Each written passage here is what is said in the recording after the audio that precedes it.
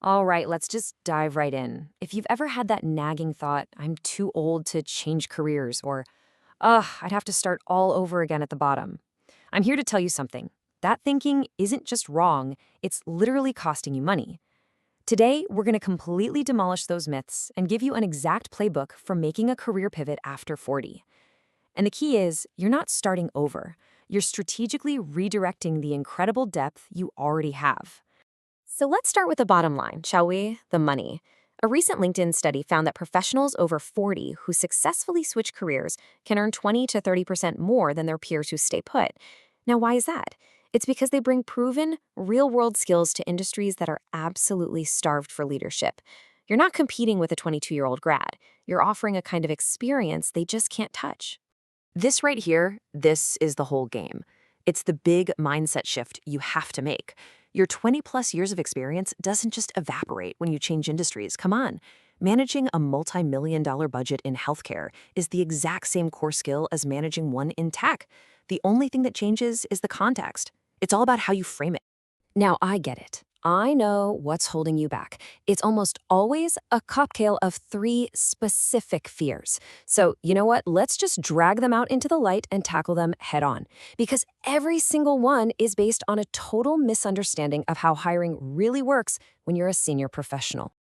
Okay, fear number one, I'm too old to learn all this new stuff. The reality? It's the complete opposite of what you think. You actually learn way faster. Think about it. A junior hire spends years just learning how to navigate office politics, how to manage stakeholders, how to understand a budget cycle. You already know all that. You're just learning new products or new lingo, which puts you so far ahead of the curve. And here's the second one, the big one, the dreaded pay cut, starting from scratch. Forget about it. You are not applying for entry-level jobs. Let me repeat that. You are not applying for entry-level jobs. You're targeting mid to senior roles where things like leadership, strategic planning, and project management are the main event. The industry knowledge? That's secondary. They're hiring you for your proven ability to lead people and get things done, period. And the final fear, my experience just isn't relevant. Oh, but it is. In fact, it's more than relevant. Companies that are stuck in that this is how we've always done it quicksand, they are actively searching for people with outside perspectives to come in and shake things up. Your experience in a different field isn't a liability, it's your unique competitive advantage. It's what makes you a strategic hire. So if it's not your age and it's not your experience, what is the real roadblock here? It's this. It all comes down to the language you're using. You're probably describing your amazing achievements using the insider jargon from your old industry, and that makes you totally invisible to the recruiters and the hiring software in your new one. But don't worry, we can fix that. All right, let's get into the good stuff, the playbook. Part one is all about one thing, translation. We need to take all that deep experience you have and reframe it, using universal business language that any hiring manager in any industry will immediately get. You know, pretty much every single senior professional role is built on these 6 universal pillars: leadership, project management, data analysis, communication, process optimization, and financial management. Your job isn't to go out and learn brand new skills. Nope. It's just to look back at your career and pinpoint where you've already demonstrated these 6 things, and then translate those stories. And here is the exact system for how to do it. It's a really simple 4-step process. First, you identify your industry's specific jargon. Second, you figure out the core business function, like what were you actually doing? Third, you swap that jargon for universal business language. And finally, and this is so important, you keep your specific quantified results, the numbers, the percentages, the dollar signs. This is just a perfect example. A teacher might write, developed differentiated instruction strategies. Now, to a corporate recruiter, that means absolutely nothing. But the translated version, designed customized training programs for diverse skill levels, adapting delivery methods to optimize learning outcomes. Bam! It's the exact same skill, but now it speaks the language of business. See the difference? Okay, so once you've translated your skills into a language everyone understands, you're ready for part 2 of the playbook, mapping your path. This is all about finding those high-probability crossover industries and then structuring your resume so it actually gets seen by the right people. You know, these big career pivots, they aren't as random as you might think. They follow really predictable patterns. Just look at some of these proven routes. A journalist becoming a content marketing manager, or a military officer moving into project management. These paths work because the core job functions are almost identical. Your mission is just to find your parallel role. And to land that role, you need this specific resume format. It's called the hybrid resume. It leads with a professional summary that frames you for the job you want, not the job you had. Then it's followed by a keyword-stuffed core competencies section.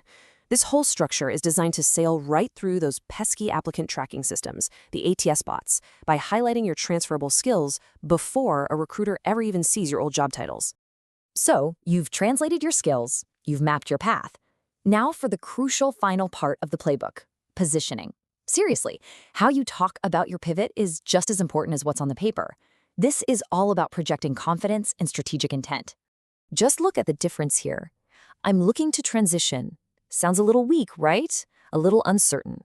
But I'm applying my proven capabilities too. Whoa, that sounds strategic. It sounds powerful. You're not running away from something. You are deliberately moving toward a new challenge where you know you can make an impact. This tiny language shift changes everything. Okay, networking can feel scary, I know. A huge part of this is doing what are called informational interviews. And here is the exact script to use. Notice how it explicitly says you're not asking for a job lead. This takes all the pressure off the other person and it makes them way more likely to say yes. You're just asking for insight, which positions you as a thoughtful peer, not some desperate job seeker. Whew, okay, we've covered the mindset, we've covered the strategy. Now let's make it real, let's make it actionable. This is your concrete 90-day blueprint to take you from feeling stuck to actually landing interviews in your target industry. We're gonna break it down into 3 30-day sprints. Simple. The first month is all about your foundation. Do a skills inventory, research industries, and start those informational interviews. The second month is all about positioning. That's when you build a hybrid resume, you overhaul your LinkedIn, and you get any quick certifications you might need. And then the final month is application. You start leveraging that new network for warm intros and begin applying for your target roles. Now, those first 60 days, the foundation and positioning work, that's the most critical part, and it all hinges on that skills translation we talked about. This is honestly where tools can be a total game changer.